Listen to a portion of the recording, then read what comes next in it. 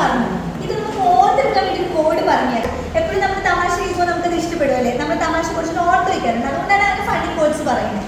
Code ഇതാണ്: കുമാരൻ ചൂലെടുത്തു. ആരാ ചൂലെടുത്തേ? കുമാരൻ ചൂലെടുത്തു.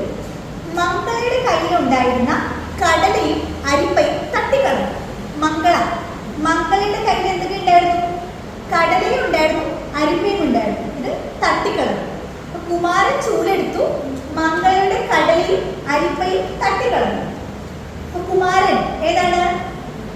കുമരക പക്ഷി സങ്കേതം. ചൂലെടുത്തു ഏതാണ്? ചൂലന്നൂർ പക്ഷി സങ്കേതം.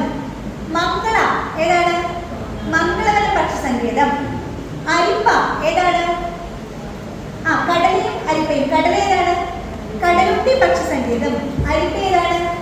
അരിപ്പ പക്ഷി സങ്കേതം. തട്ടിക്കളഞ്ഞു എന്ന് പറയുമ്പോൾ തട്ടേക്കാട് പക്ഷി സങ്കേതം. കിട്ടിയോ? ഇനി നിങ്ങളോട് പെട്ടെന്ന് പറയാൻ പറഞ്ഞ എനിക്ക് പേര് ഒന്നും തിങ്ക് ചെയ്യാണ്ട് തന്നെ വേഗം പറയാൻ പറ്റില്ലേ? കേരളത്തിലെ പക്ഷി സങ്കേതങ്ങളുടെ പേര് പറയാൻ പറ്റില്ലേ? ആർക്ക് പറയാം? ആരെങ്കിലും ഒന്ന് പറയാമോ? അപ്പൊ ആര് പറയും? സംഗീതം ഒന്ന് പറയാമോ പക്ഷി സങ്കേതങ്ങളുടെ പേര്? കുമാരൻ ചൂലെടുത്തു, മംഗളയുടെ കടലയും അരിപ്പയും തട്ടിക്കളഞ്ഞു. ഇത് ഓർത്തിട്ട് ആ പേരുകളൊക്കെ ഒന്ന് പറഞ്ഞേ. കുമരകം, ചൂലന്നൂർ, മംഗളവനം, അരിപ്പ, കടലുണ്ടി, തട്ടിക്കാട്. സിമ്പിൾ അല്ലേ? Okay, good.